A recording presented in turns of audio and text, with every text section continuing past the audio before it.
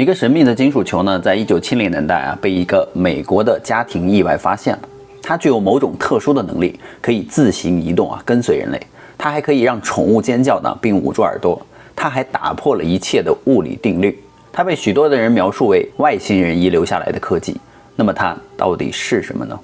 在1974年的3月呢，贝茨一家正在佛罗里达州的乔治岛附近啊，检查一场大火之后所造成的损失。因为这个岛屿呢是佛罗里达州啊东北部沿海沼泽地中的一块干燥土地，树木繁盛，长满了美丽的青苔和热带的灌木。那安托万与杰里贝茨呢，还有他们的21岁的儿子特里啊，就在这个草坪上意外地捡到了一块金属球。那么这个金属球有保龄球那么大，那么这个铁球呢还非常的沉重。特里和他的父母啊非常的震惊，他们怀疑自己是不是碰巧就看到了美国航天局啊或者是苏联卫星的坠落了。他们甚至还猜测，可能是由于物体或者是轨道的坠落啊与地球摩擦而产生的热量，才导致了这场大火。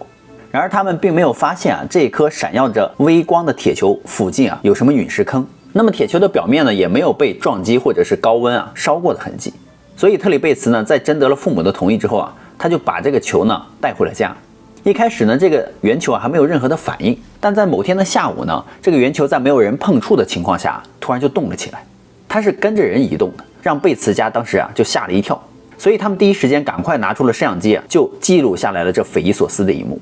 只是呢他们并没有意识到呢，跟随别人动起来的这个铁球呢只是它最普通的技巧而已。因为到了后来他们才相信啊，这个圆球是自己有意识的。当时还受到了美国政府的高度重视啊，就连蓝皮书计划呢都对这一点啊进行了调查。然后军队呢就在这个球体里啊还发现了东西，甚至发现了球体与2战时期疯狂出现的 UFO 有关。所以让我们进入今天的故事啊 UFO 铁球。以下的故事呢非常玄幻，大家理性观看。Hello， 大家好，我是宇哥。Hello， 大家好，我是小唐。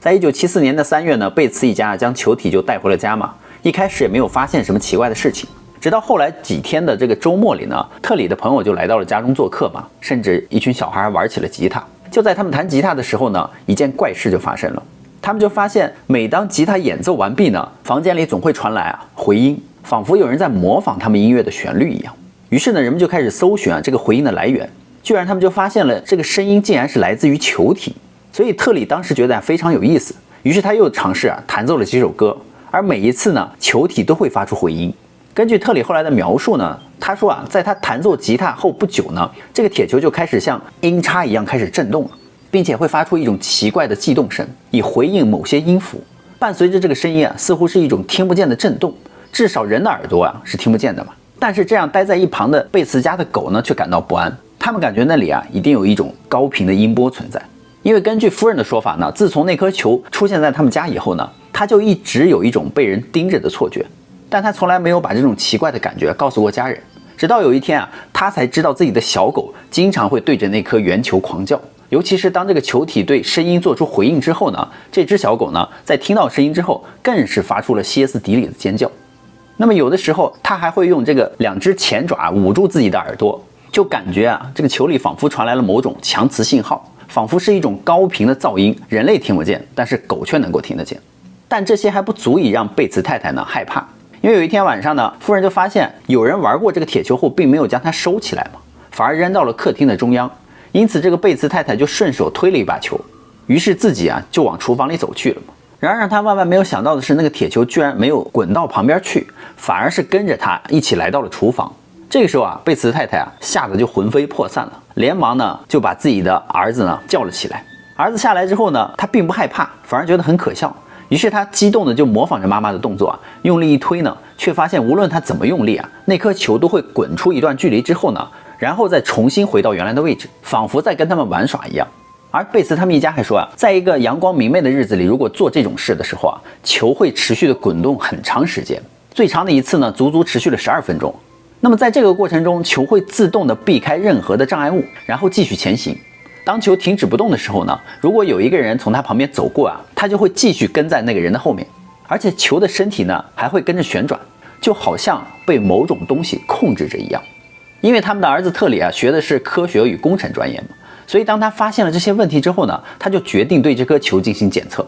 首先他看了看这颗球啊，就发现这个球比保龄球稍微小一点，不过它的体重显然要超过一个保龄球了。足足有22磅。而特里还用斧头狠狠砸了一下，想要看看这颗球到底有没有中空嘛。可是让他没有想到的是，这颗球不但是中空的，而且还微微的颤动着。比如他在一次击打之后球就会反弹一次，击打2次呢，球就反弹2次。特里看着这一幕心里就不由得冒出一个念头，这是不是里面有什么东西在操控着他呢？所以特里呢拿起球用力摇了摇呢，却什么都听不见。当他把球放到地面上的时候却发现球剧烈的颤动了起来，就好像是刚才被特里摇得很不开心一样。那另一方面呢，如果将这个球放在玻璃桌上它会先向玻璃的边缘移动，然后呢到达边缘之后再立刻远离边缘，并向桌子的中心移动，就好像在担心自己会掉下去一样。令人更惊讶的是，如果玻璃的表面向一边倾斜，比如说你抬起一个桌角，球就会向反方向移动，这完全就违反了万有引力的定律另一个有趣的是，球体上有某种三角形的斑点图案，就代表了球体的磁性区域。仿佛在他们进一步测试的时候呢，球体似乎对天气特别的敏感，尤其是对太阳。那么在阴天的时候就不会发生这种情况。难道这个球体是用阳光作为能量来源吗？当他们把这个球体晒过太阳之后呢，他们就发现这个球体的磁力还会增加。有一次甚至这个球体还吸住了铁罐，也就是说球体可以吸收太阳的能量来增强它自己的磁性。经过了长时间的观察呢，贝茨一家就确定呢，这颗球绝对是受到某种智慧生物控制的。所以之后呢，奇怪的事情呢就一直在贝茨的家里面发生了，然后事情还变得一发不可收拾起来。因为杰里贝茨就说某一天夜深人静的时候呢，他和家人就开始听到了奇怪的类似于风琴的音乐声在家里飘来飘去。尽管他们家里没有这种乐器，但是呢，似乎呢这还不够恐怖，他们家的门呢也开始砰砰砰的自动关了起来，似乎是球体自己的意识呢来控制着。它还不分昼夜。虽然贝茨一家声称他们并不害怕呢，但是球体似乎已经入侵了他们家的各种恶作剧环节了。但这一波新的发展呢，确实引起了贝茨一家人的担忧。他们害怕这个球体还会做出比恶作剧更加恐怖的事情来。于是他们决定呢，是时候揭开这个谜题的真相了。所以贝茨女士就给这个岛上的一家海军基地打了电话，问他们能不能对这颗球呢进行检验。而海军呢对此表示赞同因此呢，经过一连串的令人毛骨悚然的夜晚之后呢，贝茨夫妇呢最终将这个问题就交给了杰克逊维尔的海军航天基地了。海军的科学家呢用 X 光射线检查了这个铁球，但是由于 X 射线的强度不够呢，无法穿透这个球。于是海军的一位发言人就说第一次照 X 光没有起作用呢，我们会用更强力的仪器来检测，并且会用光谱学的方法来鉴定它的材质。那么经过检测呢，球是一种质量很好的普通的不锈钢，但这个球呢是空心的，外壳呢是1/2英寸厚，直径呢是7.96英寸，重量呢是21.34磅。那这个数值呢也与其材料呢相匹配。那球的表面呢有经过磨损，但是并没有裂痕，只有一个明显的标志，一个3毫米大小的三角形。据观测呢，该球可以承受12万磅的压力，其材质呢为不锈钢，是431型的磁铁合金。那该合金是一种通过热处理而获得高力学强度和抗腐蚀能力的含镍不锈钢。后来呢，海军的专家们就在球体的内部用300千伏的 X 射线探测到了球内有2个被异常致密物质所包裹的圆圈，并且呢，在这个圆圈的四周还找到了一个环。他们也指出这个球呢有4个不同的磁极，2个正极和2个负极，而且并不是同心圆的。而海军最终得出的结论就是，虽然该球呢有很强力的磁力，但是并未表现出任何辐射或者是类似于炸药的特征。在此期间呢，海军的科学家还希望能够抛开这个圆球，以获得更好的观察。但是贝茨家呢对此却坚持反对。最终呢，美国海军就发布了一份声明呢，说该球呢并非属于国家，并履行了承诺呢，把圆球就交还给了贝茨一家。球体内部的那2个球到底是什么呢？这是外星人的技术还是人类的技术呢？那么在1974年的4月卡尔威尔逊医生呢是欧米茄研究院的专家，他花了超过6个小时的时间来观察这颗球。于是他发现了有些异常。威尔逊医生呢确认了美国海军在这个球中所发现的多极性。他说，由于磁场分布的规律不清楚所以让人迷惑。而威尔逊医生就宣称呢，这与我们所知道的物理学的规律相矛盾。与此同时呢，威尔逊也提出，尽管球的表面由类似不锈钢的金属所组成，但是它还包含了一种不知名的元素，所以2者之间存在着细微的差别。而威尔逊博士还明显的看到了这个球能够自行移动，并且能够在瞬间改变方向。但是它不能够确定它的移动方式，或者说不能够说明它是怎样发生的。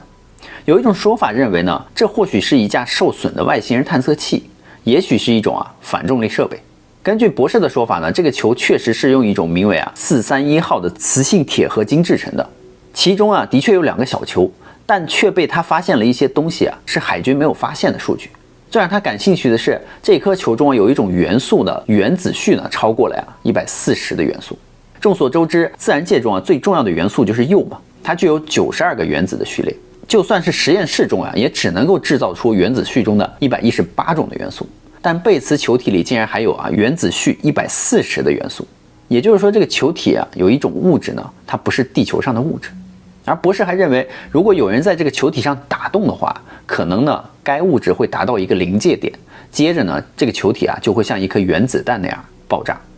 那么在1974年，还有一家名叫国家询问报的公司呢，还组织了一次特别的 UFO 比赛。比赛规则中就称呢，任何一位参赛者只要能够证明 UFO 不是自然界的现象，而是一种外星文明的产物呢，就能够获得5万美金的奖项。所以很多人都带着这种各种各样的证据呢来参加这场比赛。当时特里呢也知道了这个比赛呢，也想抱着那个圆球来比赛现场看一看这个圆球究竟是什么，看看专家们能不能分析出来。不过可惜的是，这一天呢，球体并没有发生往常的任何那种超自然现象，所以评委们也没有发现这颗球有什么异常，大家一致就认为这是人造的。当时特里还接到一个电话呢，电话里就从医院那边打过来的，说是他的妈妈出了什么事情，正在住院。特里听到了这句话之后连忙就离开了现场，匆匆跑到医院去了。当他赶到医院的时候呢，他却发现自己的母亲不在那边。于是他回到家中就发现自己的母亲正安然无恙地坐在家里看电视呢。而特里这才反应过来